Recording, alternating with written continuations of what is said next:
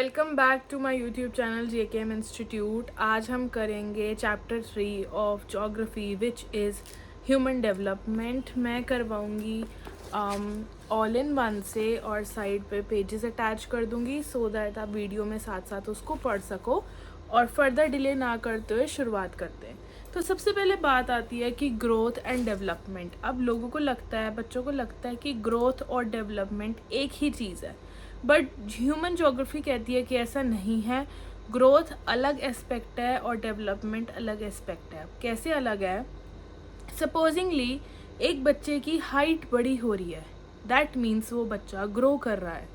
दूसरी साइड पे एक बच्चा अबैकस की क्लास जा रहा है, डांस की क्लास पे जा रहा है, उसका IQ डेवलप हो रहा है, उसकी हाइट भी डेवलप हो रही है और वो नए स्किल्स सीख रहा है, उसकी बॉडी में फिजिकली मेंटली चेंजेस आ रहे हैं।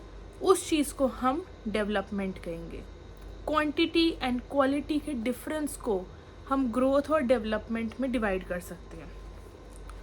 Growth and development both refer to changes over period of time. Growth भी एक चेंज है, डेवलपमेंट भी एक चेंज है।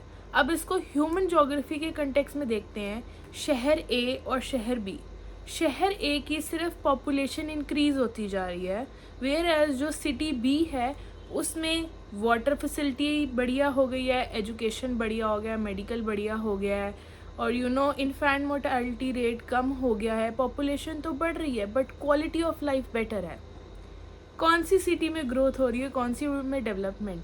डेफिनेटली सिटी A में सिर्फ ग्रोथ हो रही है क्योंकि वहाँ पॉपुलेशन में चेंज आ रहा है।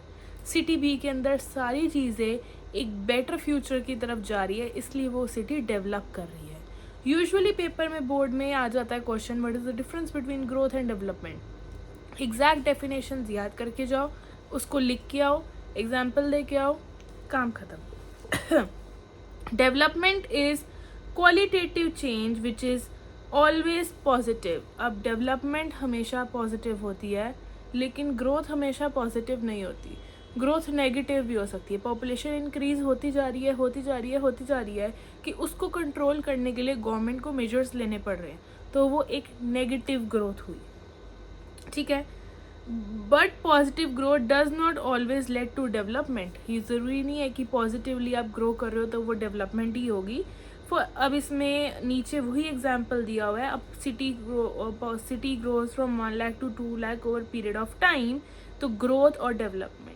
आई होप यहाँ तक आप लोगों को समझ आ गया होगा। पहला concept which is growth and development, इसको बेसिक लैंग्वेज में जितना ह्यूमन ज्योग्राफी को जितना अपने डेली लाइफ के एग्जाम्पल्स के साथ और जितना ईजी सिंपल उसको समझने की कोशिश करोगे उतना आपके लिए बेटर रहेगा, क्योंकि ज्योग्राफी बहुत ईजी है। उसको बस आपको कॉम्प्लेक्स करके बोलना नहीं चाहिए, लेकिन CBSE उसको कॉम्प्लेक्स करके आपको पढ़ाने की कोशिश करती है। एक्चुअल में इतना कॉम्प्लेक्स नहीं है। अब आ जाते हैं कंसेप्ट ऑफ ह्यूमन डेवलपमेंट कि ग्रोथ और डेवलपमेंट दोनों अलग चीज़ें हैं, लेकिन डेवलपमेंट को आप मेजर कैसे करोगे कि हाँ ये सिटी सच में डेवलप हो रही है, ये ग्रो नहीं हो रही, और डेवलप हो भी रही है तो कितना डेवलप हो रही है। कुछ तो उसके पैरामीटर्स रखने पड़ेंगे, वही हम इस आगे वाले टॉपिक में करेंगे। पहले टाइम में ऐसा माना जाता था कि अगर एक इकोनॉमी एक जगह की ग्रो हो रही है, दैट मीन्स वो कंट्री या वो सिटी डेवलप हो रही है। दैट इज़ जिस कंट्री की GDP बेटर है, दैट मीन्स वो कंट्री डेवलप हो रही है। लेकिन धीरे धीरे हमें समझ आने लग पड़ा कि पैसा सब कुछ नहीं है। ज़रूरी नहीं जो कंट्री फाइनेंशियली इकोनॉमिकली बेटर हो रही है वहाँ के लोग एक्चुअल में खुश हैं। मे बी वहाँ पे क्वालिटी ऑफ लाइफ पुअर है, मे बी वहाँ पे वाटर की क्वालिटी पुअर है, मे बी वहाँ पे डेथ रेट ज़्यादा है। तो क्या सिर्फ हम इकोनॉमी से किसी कंट्री को डेवलप्ड कंसीडर कर सकते हैं? तो आंसर इज़ नो। लेकिन पहले यही माना जाता था। फॉर एग्जांपल यूएसए हमारे हिसाब से एक डेवलप्ड कंट्री है, लेकिन क्या यूएसए में लोगों का standard of living, quality of life, medical facilities, इन सब के बारे में तो हमने कभी ध्यान ही नहीं दिया। यही है the idea of human development came from the aspect of development like the quality of life, यानी पैसे तो हैं लेकिन क्वालिटी ऑफ लाइफ क्या है या नहीं, लोग खुश हैं या नहीं। People enjoy in a country, the opportunities they have, the freedom they enjoy, क्या अपॉर्चुनिटीज़ है लोगों के पास, क्या फ्रीडम है, ये भी बहुत मैटर करता है। यानी कि मीनिंगफुल लाइफ के लिए लोगों को हेल्दी होना चाहिए। और इसीलिए 2 साउथ एशियन इकोनॉमिस्ट हैं, पहला है डॉक्टर महबूब उल हक और दूसरा है प्रोफेसर अमृता सेन। इन दोनों के कंट्रीब्यूशन को अब हम नेक्स्ट पेज पे पढ़ेंगे। इनके बारे में क्वेश्चन इजीली आ जाता है कि डॉक्टर महबूब उल हक और अमृता सेन का क्या कंट्रीब्यूशन है ह्यूमन डेवलपमेंट के अंदर। The concept of human development was introduce by doctor महबूब उल हक, जो कि एक पाकिस्तानी इकोनॉमिस्ट हैं और जिन्होंने डेवलपमेंट को डिस्क्राइब करा है enlarges people choice and improving their life, यानी लोगों के पास चॉइसेस ज़्यादा हैं और उनकी लाइफ अगर इम्प्रूव हो रही है तो उसी को हम ह्यूमन डेवलपमेंट कहेंगे। और ये उन्होंने 1990 में ये कंसेप्ट दिया था कि पैसे के वाइज आप मत देखो कि कोई कंट्री डेवलप्ड है या नहीं, वहाँ के लोगों से पूछो एक्चुअल में वो उनके पास क्या फ्रीडम है, राइट टू स्पीच है, क्या वो अपनी लाइफ एंजॉय कर रहे हैं, क्या वो खुश है। और इसीलिए UNDP ने HDR रिपोर्ट जो है बनानी शुरू कर दी। और देखो, since 1990 the concept of human development has been used by UNDP programme, जिससे एक HDR ह्यूमन डेवलपमेंट रिपोर्ट बनती है जो हर साल बनती है, जिसमें कंट्रीज़ को ह्यूमन डेवलपमेंट इंडेक्स के बेसिस पे लिंक किया जाता है। America, Canada, India, Nepal, Sri Lanka, Bhutan, Bangladesh, ऐसे करके कंट्रीज़ को लिस्ट डाउन करा जाता है। तो UNDP हर साल United Nation developed programme which is an international organisation, वो HDR बेसिस पे लोगों हर कंट्री की जो है लिस्ट बनाती है। अब आते हैं प्रोफेसर अमृता सेन पे। इन्होंने क्या कहा? इन्होंने कहा the main objective of development is to increase freedom. वो कहना चाह रहे हैं कि डेवलपमेंट सही मायने में तभी है अगर लोगों के पास फ्रीडम है, और डिक्रीजिंग अनफ्रीडम, और लोगों के पास अगर फ्रीडम नहीं है तो वो कंट्री डेवलप्ड नहीं है। Because increasing freedom is one about most effective ways of bringing about development. अब फ्रीडम को वो किस सेंस में कह रहे हैं? फॉर एग्जाम्पल, मेरे को कोई स्मॉल बिजनेस खोलना है बट मेरे को उस कंट्री में फ्रीडम ही नहीं है, तो क्या उस कंट्री की डेवलपमेंट हो पाएगी? नहीं। सपोजिंगली यहाँ पे मैं एक YouTube वीडियो बना रही हूँ, लेकिन अगर मेरे पास फ्रीडम ही नहीं है या मेरे पास एक्सेस ही नहीं है इंटरनेट का, तो क्या मैं कंट्री की इकोनॉमी में कुछ कंट्रीब्यूशन डाल पाऊँगी? The answer is no. So if you don't have freedom to do anything and you do not have rights, that means your country is not developed. That is why independence is very very important for a country's development. India की हम development को post independence क्यों देखते हैं, after 1947 क्यों देखते हैं? इसीलिए देखते हैं क्योंकि उससे पहले की डेवलपमेंट को कंसीडर ही नहीं किया जाता, because India was in colonial time. तो कलोनियल टाइम से जब वो निकली, इंडिपेंडेंस उसके पास आई और तब उसकी डेवलपमेंट की जो है रेस शुरू हुई। और यही कंसेप्ट प्रोफेसर अमृता सेन का कहना है। तो डॉक्टर महबूब उल हक और अमृता सेन का कहना एक ही बराबर है। महबूब उल हक का कहना है कि लोगों के पास चॉइसेस होनी चाहिए और अमृता सेन का कहना है कि लोगों के पास फ्रीडम होनी चाहिए। और इसी के बाद हमारा नेक्स्ट टॉपिक शुरू हो जाता है, which is aspects of human development. अब हमने कुछ बेसिक 4-5 पॉइंट्स ले लिए हैं जिसके बेसिस पे हम ह्यूमन डेवलपमेंट को कंसीडर करेंगे, क्योंकि ऐसे दुनिया में बहुत सारी चीज़ें हैं और चीज़ों को समझने के लिए उसको नोट डाउन करना, उसके पॉइंटर्स बनाने बहुत इंपॉर्टेंट है। तो अब आप पढ़ना शुरू करते हैं एस्पेक्ट्स ऑफ ह्यूमन डेवलपमेंट की। क्या क्या एस्पेक्ट्स हैं ह्यूमन डेवलपमेंट के? The most important aspect of human development are long and healthy life. सबसे पहली बात है कि long and healthy life. Long हो और अगर हेल्दी ना हो तो भी बेटर नहीं है। मतलब आप वेंटिलेटर पे हो, आपका डायलिसिस चल रहा है, आप पैरालाइज्ड हो, ऐसी लॉन्ग लाइफ का तो कोई फ़ायदा नहीं। हेल्दी लाइफ, हाँ, हेल्दी और लॉन्ग लाइफ दोनों ही इम्पॉर्टेंट है। एबिलिटी टू गेन नॉलेज, आपके पास नॉलेज गेन करने की एबिलिटी हो, and have enough means to live a decent life, और आपके पास इतना पैसा हो कि आप डिसेंटली अपनी लाइफ को एंजॉय कर सके। अब आपके सपने गुची प्राडा के बैग्स के होंगे तो डेवलपमेंट तो किसी लेवल तक जा ही नहीं पाएगी। लेकिन हाँ, आपके पास अगर बेसिक मनी है फॉर द सर्वाइवल, वो डेवलपमेंट के अंदर काउंट होगा। People fail to have the capability of freedom make even basic choices. अगर लोगों के पास कैपेबिलिटी ही नहीं है, फ्रीडम ही नहीं है, तो बेसिक चॉइसेस भी नहीं ले पाएंगे। फॉर एग्जांपल किसी कंट्री में अगर बिजनेस करना अलाउड ही नहीं है तो उनके पास रह दे के सिर्फ चॉइस एक ही चीज़ की रहेगी, that is to do a job. तो कोई ऑप्शन ही नहीं है, ठीक है।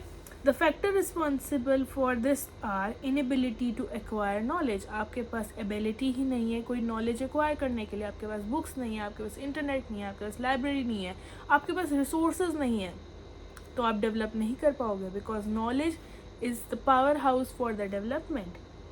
मटीरियल पॉवर्टी, अगर आपके पास पॉवर्टी है, बहुत ज़्यादा गरीबी है, लाइक आपके पास रहने के लिए जगह नहीं है, और अगर वो भी नहीं है, रेंट के पैसे नहीं है, वो भी नहीं है, तो 2 टाइम की रोटी के लिए भी पैसे नहीं है, तो उस लेवल तक का पैसा आपको चाहिए कि आप सर्वाइव कर सको।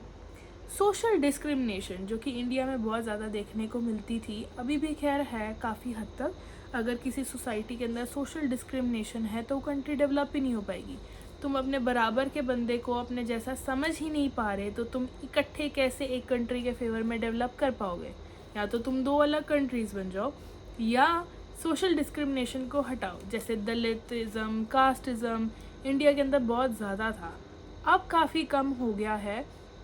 बट अगर किसी सोसाइटी के अंदर डिस्क्रिमिनेशन होगी कि हाँ ये इस दर्जे के लोग हैं, ये सिर्फ ये काम कर सकते हैं, बेशक उनके पास कैपेबिलिटी हो, वो कुछ नहीं कर पाएंगे अगर सोसाइटी उनको ऐसे ही डिस्क्रिमिनेट करती रहेगी। Inefficacy of institutional and other reasons, आपके पास बेसिक इंस्टीट्यूशंस नहीं है, आपके पास हॉस्पिटल्स नहीं है, आपके पास घर नहीं है, या बेसिक चीज़ें जैसे पोस्ट ऑफिस नहीं है, या कोई मार्केट नहीं है, बेसिक चीज़ें अगर बेसिक इंस्टीट्यूशंस भी नहीं है किसी कंट्री के अंदर, जैसे फायर ब्रिगेड स्टेशन है, पोस्ट ऑफिस स्टेशन है, टेलीफोन एक्सचेंज है, ये बेसिक इंस्टीट्यूशंस भी नहीं है, तो भी आपके लिए डेवलप करना मुश्किल है।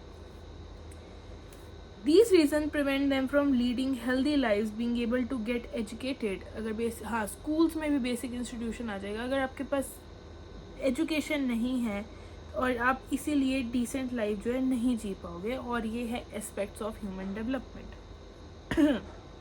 उसके बाद आ जाता है 4 pillars of human development and then approaches of human development. जब मेरा ज्योग्राफी का पेपर था, मैं पिलर्स और अप्रोचेस में कंफ्यूज हो जाती थी।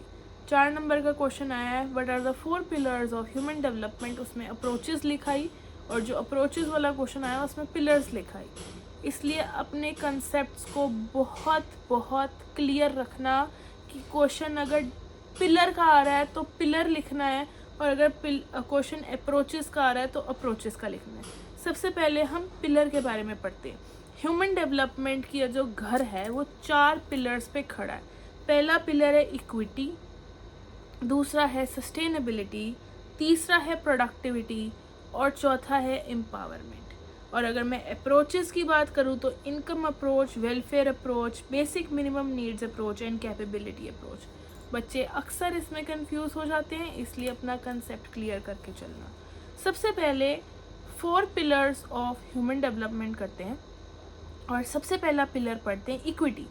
इक्विटी मीन्स सबके पास इक्वल एक्सेस है चीज़ों का, उसको इक्विटी कहते हैं। मेरे पास भी मोबाइल फ़ोन है, तुम्हारे पास भी है, एक रिक्शे वाले के पास भी है, एक सीबीआई ऑफिसर के पास भी है, एक टीचर के पास भी है, एक बॉडीगार्ड के पास भी है। सबके पास अगर इक्विटी होगी, इक्वल एक्सेस होगा रिसोर्सेज का, तभी वो कंट्री जो है आगे बढ़ पाएगी। इंडिया के अंदर इंटरनेट एक्सेस इक्वली डिस्ट्रीब्यूटेड है।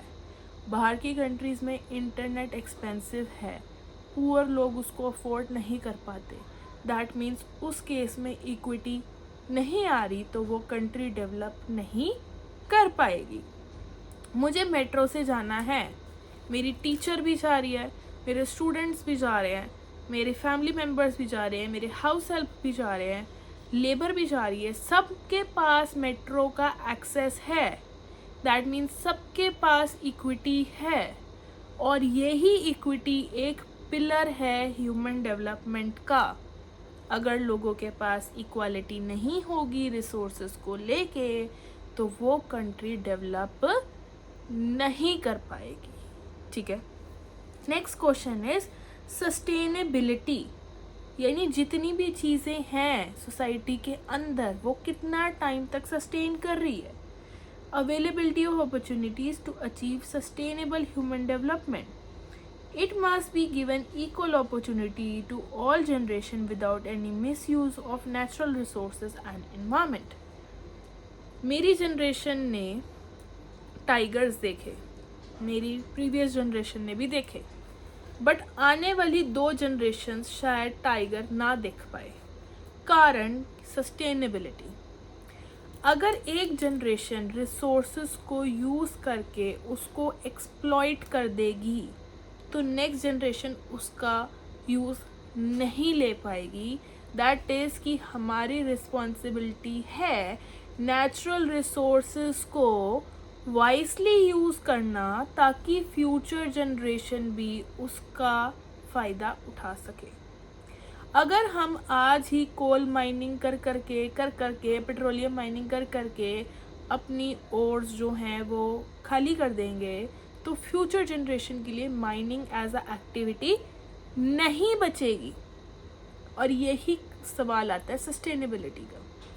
सस्टेनेबिलिटी को आप इस तरीके से भी देख सकते हो कि एक सड़क बनी लेकिन वो 2 महीने में टूट गई, दैट मीन्स वो सड़क सस्टेनेबल नहीं थी। इसीलिए गवर्नमेंट को इस तरीके से काम करना चाहिए ताकि उसकी कंट्री के अंदर सस्टेनेबिलिटी रहे, बेशक वो जो चीज़ें बना रहा है उसमें या जो नेचुरल रिसोर्सेज है उसमें या कंट्री को कैसे चलाना है उसमें। अगर सस्टेनेबिलिटी नहीं होगी तो कंट्री आगे डेवलप नहीं कर पाएगी। अब आगे आता है थर्ड पिलर प्रोडक्टिविटी। पहला पिलर इक्विटी, दूसरा सस्टेनेबिलिटी, तीसरा productivity. It refers to productivity of human labor or productivity in terms of human work. So this productivity must be continuously enriched by building capabilities in people, as people are concerned real wealth of the nature. Thus, for better work efficacy, it is important to put effort to increase knowledge, better health check and facilities. किसी भी आप MNC में काम करो, आपने may be Instagram पे reels देखी होंगी कि गूगल के ऑफिस में जी जिम भी बना हुआ है, वहाँ पे स्लीपिंग जोन भी बना हुआ है, वहाँ पे कैंटीन भी है, वहाँ पे गेम्स रूम भी है, वहाँ पे लाइब्रेरी भी है। क्यों है? लोगों के अंदर की प्रोडक्टिविटी को बढ़ाने के लिए। एक कंट्री की रियल वेल्थ उसके लोग होते हैं। अगर लोग ही नालायक बेवकूफ़ होंगे कंट्री डेवलप नहीं करेगी। इसीलिए जो ऑफिसेज हैं वहाँ पे वर्कशॉप्स होती रहती हैं ताकि लोग जो हैं वो सिर्फ एक कंप्यूटर के आगे काम करने वाले इंसान ना रह जाए, उनकी प्रोडक्टिविटी इंक्रीज़ हो। स्कूल्स के अंदर भी एक्स्ट्रा करिकुलम एक्टिविटीज़ क्यों इंट्रोड्यूस की जाती हैं? ताकि बच्चों की प्रोडक्टिविटी इंक्रीज़ हो।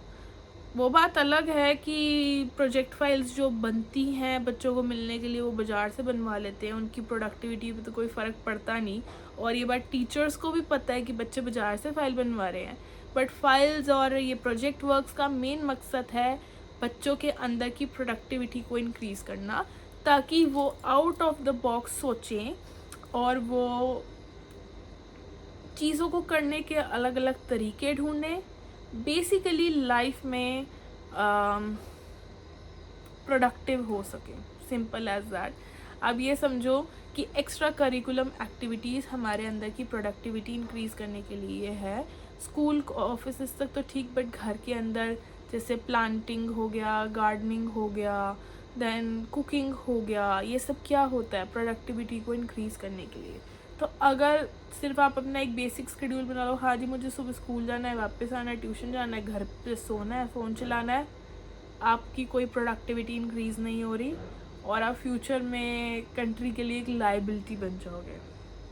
Now fourth and the last pillar is empowerment. It refers to having power to enable people to make choices. अगर लोगों के पास पावर ही नहीं है फॉर मेकिंग चॉइसेस, क्या वो कंट्री डेवलप करेगी? नहीं। अगर बच्चों के पास 10th के बाद ही पावर नहीं है चूज़ करने की कि उनको साइंस कॉमर्स आर्ट्स में से क्या लेना है, तो क्या वो बच्चे आगे डेवलप कर पाएंगे? नहीं।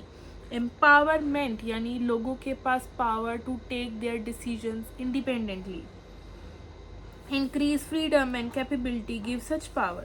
The government should provide good governance and oriented policy to ensure empowerment, यानी लोगों के पास पावर होनी चाहिए अपने डिसीजंस को लेने के लिए। जैसे डाइवोर्स, अगर लड़कियों के पास पावर ही नहीं है डाइवोर्स लेने की, तो वो एक एब्यूजिव मैरिज में सरवाइव करेंगी या खुद की लाइफ को कुछ हार्म कर देंगी।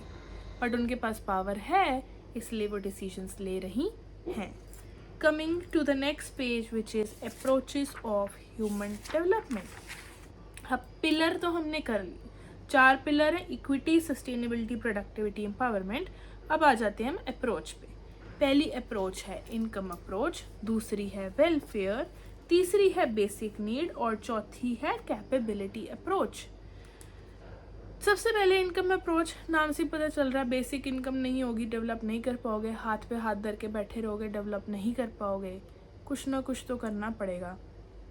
और इंडिया के पास जैसे आपको पता है चीप लेबर बहुत ईजिली अवेलेबल है, तो मल्टीनेशनल कंपनीज़ के कॉल सेंटर्स नोएडा गुड़गांव में भरे हुए हैं, जो आफ्टर 12th भी बच्चों को हायर कर लेते हैं, ताकि बेसिक। और इंडिया ने ऐसा क्यों डिसीजन लिया कॉल सेंटर्स को इंडिया में खोलने का? ताकि इनकम अप्रोच बढ़ सके। बिटकॉइंस जैसी बहुत सी ऐसी कंपनीज है जो इंडिया के अंदर है भी नहीं, बट उनके कॉल सेंटर इंडिया के अंदर हैं। किस लिए? और ये गवर्नमेंट ने डिसीजन क्यों लिया? ताकि इनकम बढ़ सके। This is one of the earliest approach of human development in which human development is linked to income. जैसे मैंने पहले बताया, ह्यूमन डेवलपमेंट होगी, इनकम होगी, तभी। इनकम नहीं है आप डेवलप नहीं कर सकते। बहुत बेसिक सी बात है, आटा भी लेने के लिए आपको पैसे चाहिए, तीनों टाइम आप लंगर में बैठ के सर्वाइव नहीं कर सकते, ठीक है। सेकेंड अप्रोच है welfare approach. This approach puts human being central position where he और शी इज बेनिफिशियरी और target of the development. Here people only possessive recipients and not participant to the process of development। आप अपनी life में कितना welfare है, मतलब आप अपनी लाइफ में कैसे बेटर वे में सर्वाइव कर पा रहे हो, आपका स्टैंडर्ड ऑफ लिविंग क्या है। This approach emphasis it is responsibility of government to maximise its expenditure on welfare of people like education, health and basic amenities. आपकी लाइफ में एजुकेशन क्या है? आप सरकारी स्कूल से पढ़े हो, ओपन से पढ़े हो, कॉन्वेंट स्कूल से पढ़े हो, पब्लिक स्कूल से पढ़े हो, इंग्लिश मीडियम से पढ़े हो, ये आपका वेलफेयर है। आपको कोई भी प्रॉब्लम होती है हेल्थ में तो आप मोहल्ला क्लिनिक जाते हो, मैक्स हॉस्पिटल जाते हो, किस में जाते हो? ये सारा आपका वेलफेयर में आ जाता है। Education, health and basic resources, ये सारी वेलफेयर के अंदर आ जाती है। और गवर्नमेंट इससे रिलेटेड इनिशिएटिव्स भी लेते रहते हैं। क्यों सरकारी स्कूल बने हैं? वेलफेयर अप्रोच के लिए। क्यों मोहल्ला क्लिनिक बना है? वेलफेयर अप्रोच के लिए, ठीक है। क्यों पब्लिक लाइब्रेरीज खुली हैं? वेलफेयर अप्रोच के लिए। पार्क्स, गार्डन, स्पोर्ट्स कॉम्प्लेक्स क्यों खुले हैं? वेलफेयर अप्रोच के लिए, ठीक है। Basic minimum needs approach. This approach was proposed by ILO, International Labour Organization। अब सारी ऑर्गेनाइजेशंस आ रही हैं तो इंटरनेशनल लेबर वालों ने बोला हम क्यों पीछे रहे। This approach considered 6 basic as important. These include, International Labour Organisation ने कहा कि ह्यूमन डेवलपमेंट की एक और अप्रोच है which is basic need approach, और उसके अंदर 6 बेसिक चीज़ें हैं जो हर इंसान के पास होनी चाहिए इन ऑर्डर टू डेवलप। पहला है हेल्थ, अच्छी हेल्थ नहीं है तो medical facilities. Education, at least 10th 12th तक पास। फूड, बेसिक खाना। वाटर सप्लाई, नहाना धोना, कपड़े धोना, फलाना ढिमकाना, वाटर चाहिए। सैनिटेशन यानी वॉशरूम फैसिलिटीज़ या पीरियड केयर फैसिलिटीज़। और 6वां है हाउसिंग, झुग्गी झोपड़ी, घर वगैरह जो कुछ भी है। अब आप जब पिलर और अप्रोचेस लर्न करोगे तो आप हो जाओगे कंफ्यूज कि यार ये सेम बात को रिपीट क्यों करा जा रहा है। वेलफेयर अप्रोच में भी तो यही बात थी, अब बेसिक नीड अप्रोच में भी यही बात हो रही है। तो हाँ, हो रही है। तुम लोगों को कॉम्प्लेक्स करके पढ़ाया जा रहा है और इतना कुछ कॉम्प्लेक्स है भी नहीं। अगर मेरे को बुक छापनी हो, मैं एक पेज में समझा दूँ ह्यूमन डेवलपमेंट क्या होती है, उसकी इनकम अप्रोच, डेवलपमेंट, फलाना ढिमकाना करने की कोई ज़रूरत नहीं है। अगर तो आप लोग रट्टे मार सकते हो, बहुत बढ़िया, 4 पिलर है, 4 अप्रोचेज है, रट लो। नहीं मार सकते तो एटलीस्ट उसके पॉइंटर्स बना लो कि हाँ अप्रोच वाला क्वेश्चन आएगा, मुझे ऐसे फ्लो डायग्राम बनाना है और फ्लो डायग्राम को एक्सप्लेन कर देना है, 6 नंबर मेरे पूरे हो जाएंगे। ये मत सोचने बैठ जाना कि यार वेलफेयर में भी तो यही बात लिखी है, बेसिक नीड में भी यही लिखूं, तो हाँ लिखो, क्योंकि वो कुल मिला के सेम ही बात हो रही है, ठीक है। कैपेबिलिटी अप्रोच, जो कि चौथी और लास्ट अप्रोच है, अमृता सेन ने दी है, और associated with human capabilities in areas of health, education, access to resources in order to increase. Basic आपके पास कैपेबिलिटी है कि आप स्कूल जा सकते हो या नहीं, हॉस्पिटल जा सकते हो या नहीं, या गवर्नमेंट के पास कैपेबिलिटी है इन चीज़ों को लगाने की, वो आपकी एक कैपेबिलिटी अप्रोच आ जाएगी। अमृता सेन का नाम लिख देना, 6 नंबर पूरे। आई नो कन्फ्यूजन हो रही है पिलर और अप्रोच में, बट इसको वीडियो को यही स्टॉप करके दोबारा से एक बार देखो और साथ साथ अपने पॉइंटर्स बनाते चलो, हो जाएगा क्लियर। अब आ जाते हैं नेक्स्ट टॉपिक पे, जो कि आई गेस हमारा थर्ड लास्ट टॉपिक है, which is measuring human development. अब हमने पिलर्स देख लिए, अप्रोच देख ली, अब ह्यूमन डेवलपमेंट को हमने मेजर भी करना है कि उसको नापे कैसे। तो नापने के लिए हमारे पास डॉक्टर महबूबुल हक ने 1990 में HDI का एक फॉर्मूला तो नहीं दिया, बेसिक उन्होंने कहा है कि हेल्थ, एजुकेशन और एक्सेस टू रिसोर्सेज के हिसाब से कंट्रीज़ को 0 to 1 के पैरामीटर में डिवाइड करेंगे। जो कंट्री जितनी 0 के पास है उसकी उतनी ह्यूमन डेवलपमेंट कम है, जो कंट्री जितनी 1 के पास है उसकी उतनी ह्यूमन डेवलपमेंट अच्छी है। In 1990, Dr. Mehboob Haq created Human Development Index to measure accessing or progress of countries, और इसमें 3 बेसिक डायमेंशंस हमने ली, health, education, access to resources. Health है कि नहीं है, अगर है तो कितनी बीमारियां हैं, कितनों का इलाज है, और लोगों के पास बेसिक मेडिकल फैसिलिटीज़ अवेलेबल हैं या नहीं। एजुकेशन में भी 2 आ जाते हैं, adult literacy rate and gross enrolment rate. Adult literacy rate में आ जाता है कि कितने लोग पढ़े लिखे हैं, 10वीं 12वीं पास है, और ग्रॉस एनरोलमेंट रेशो यानी कितने बच्चे, बर्थ रेट हो रहा है लेकिन स्कूल में एडमिशन ले रहे हैं या नहीं ले रहे। इस बेस पे एजुकेशन हम देख लेते हैं, रेशोज निकल जाता है, वो आपका मेरा काम नहीं है, जो इकोनॉमिस्ट हैं वो करते हैं, या जो जियोग्राफर्स हैं जिनको ये बेफालतू का डाटा निकालना है।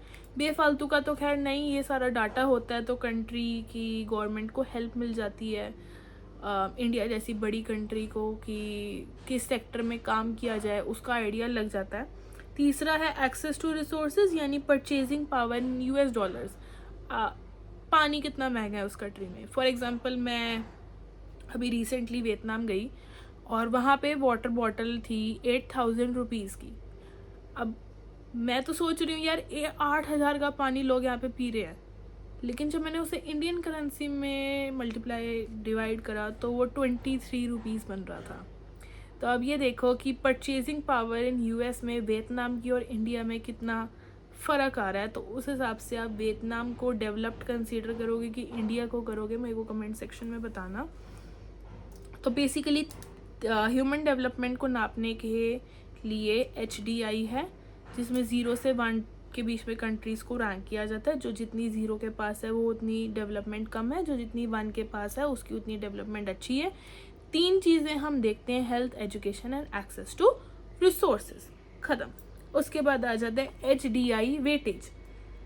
Each dimension is given weightage of 1 of the 3. The human development index is sum of total weights assigned to all of these dimensions. For example ऊपर वाली ही बात, अगर किसी कंट्री का स्कोर है 0.983 और किसी कंट्री का स्कोर है 0.268, तो 0.983 डेवलप्ड हुई और 0.268 डेवलप्ड नहीं हुई, क्योंकि 0.968 1 के ज़्यादा पास है एज़ कम्पेयर टू 0.268। और यही एक तरीका है अभी तक जो जियोग्राफर्स ने निकाला है कंट्री की डेवलपमेंट को देखने का। but it is not most reliable method of measuring human development. It does not represent distribution or undistribution of equal resources. अब इसमें भी एक ड्रॉबैक ये है कि रिसोर्सेज तो हमने देख लिए, लेकिन क्या वो रिसोर्सेज इक्वली डिवाइडेड है, क्योंकि हमने इसमें इक्वालिटी तो देखी नहीं जो हम पिलर्स और अप्रोचेस में बात कर रहे थे. तो ये जो अप्रोच है ह्यूमन डेवलपमेंट की, इसको भी सही से आप कह सकते हो सही तरीका नहीं है ह्यूमन डेवलपमेंट को जो है नापने का. नेक्स्ट पेज पे आते हैं, विच इज़ ह्यूमन पॉवर्टी इंडेक्स, जिसका मतलब है शॉर्टफॉल इन ह्यूमन डेवलपमेंट. जैसे ह्यूमन डेवलपमेंट इंडेक्स है वैसे HPI है, विच इज़ ह्यूमन पॉवर्टी इंडेक्स. इसमें हम 2-4 चीज़ें देखते हैं और ये इतना इंपॉर्टेंट भी नहीं है, पेपर में आता नहीं. Probability of not surviving till the age of 40. अगर कोई किसी कंट्री के अंदर जो एज है वो 40 तक भी लोग सर्वाइव नहीं कर पा रहे, दैट मीन्स वहाँ पे जो है पॉवर्टी है. एडल्ट इलिटरेसी रेट, कितने लोग उस कंट्री के अनपढ़ हैं, इलिटरेट हैं, ये भी पॉवर्टी के लिए रिस्पॉन्सिबल होगा. Number of people who do not have access to clean water, कितने % लोगों के पास साफ पीने का पानी नहीं है, ये भी उस कंट्री की पॉवर्टी को बहुत ईजीली दिखाएगा. Number of small children who are underweight, यानी कि जो माल नरिश्ड हैं, जो अंडर वेट हैं, जितने छोटे बच्चे, उसके हिसाब से भी हम देख सकते हैं कि ह्यूमन पॉवर्टी इंडेक्स उस कंट्री का कितना ज़्यादा है. ये 4 पॉइंट्स हैं, मतलब इसमें आप देख लो हेल्थ भी आ गया, वाटर भी आ गया, मेडिकल भी आ गया इनडायरेक्टली, और यही 3-4 तरीक़ों से हम देख सकते हैं कि वो जो जगह कंट्री है वहाँ पे कितनी पॉवर्टी है या कितनी नहीं है. Other ways to measure human development, ये फ्यूचर पर्सपेक्टिव है कि फ्यूचर में हम ह्यूमन डेवलपमेंट को कैसे देखेंगे. सबसे पहला है कि लेवल ऑफ करप्शन, किस कंट्री में कितनी करप्शन है, उस हिसाब से भी वो कंट्री की डेवलपमेंट डिपेंड करती है. उस हिसाब से इंडिया सोचो कितनी डेवलप्ड है. Political freedom in a particular region, political freedom all over India की नहीं, लेकिन एक पर्टिकुलर रीजन में, राजस्थान के एक छोटे से गांव के लड़कियों के पास कितनी फ्रीडम है, उस बेसिस पे हमें ह्यूमन डेवलपमेंट देखने की ज़रूरत है, ना कि इस बेसिस पे कि वो कंट्री 1947 में आज़ाद हो गई थी.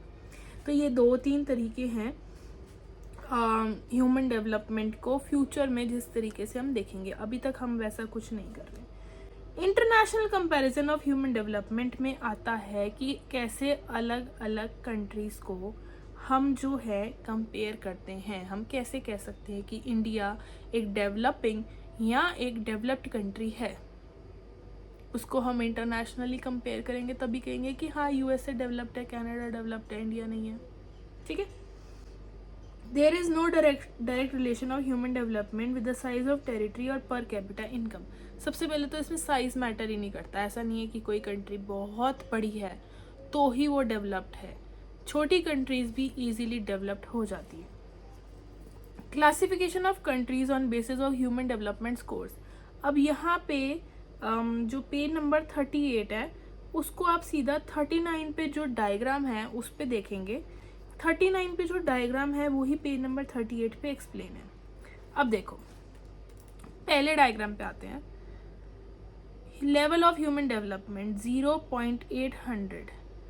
जिन कंट्रीज़ का 800 से अबव स्कोर है वो हाई डेवलप्ड कंट्रीज़ हैं, और ऐसी पूरे वर्ल्ड में 66 कंट्रीज़ हैं.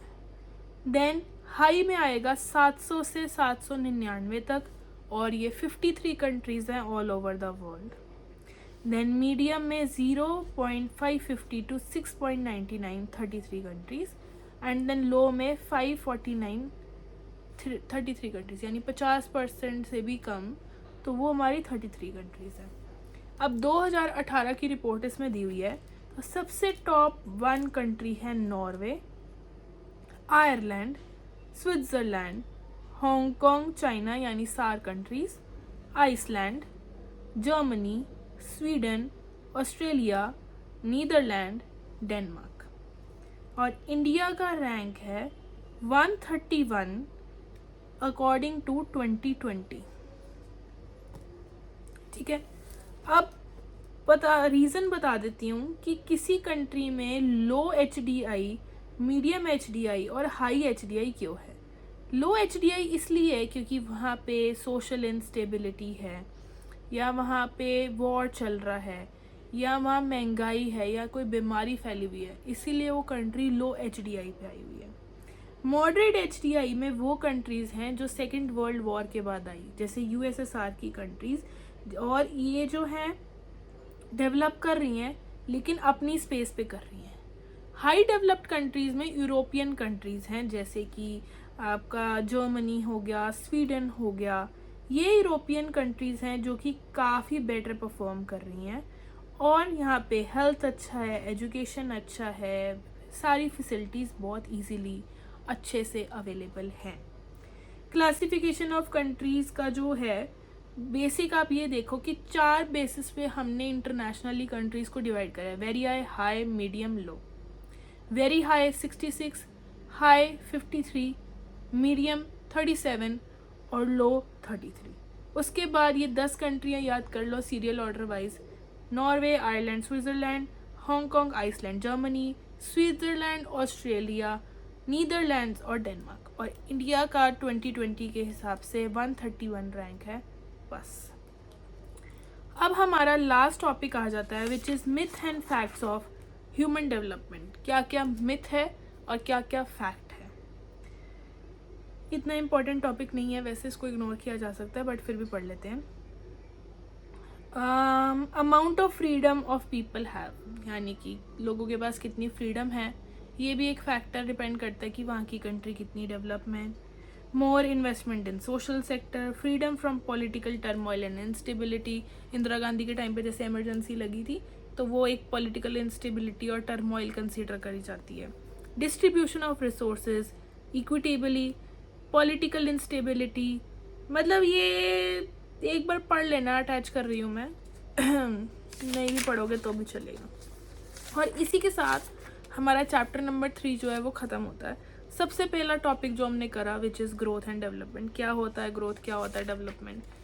उसके बाद ह्यूमन डेवलपमेंट क्या होती है, ह्यूमन डेवलपमेंट के एस्पेक्ट्स क्या होते हैं, कौन से 4 पिलर्स हैं और कौन सी 4 अप्रोचेज हैं। Pillar equity, sustainability, productivity, empowerment. Approach income approach, welfare approach, basic need approach and capability approach. उसके बाद HDI को हम कैसे मेजर करते हैं, health, education, access to resources. 0 से जितनी पास होगी वो कंट्री उतनी डेवलप्ड है, 0 से जितनी दूर होगी उतनी कम है। उसके बाद आ जाता है कि 4 बेसिस पे ऑल ओवर वर्ल्ड में कंट्रीज डिवाइडेड है: very high, medium and low.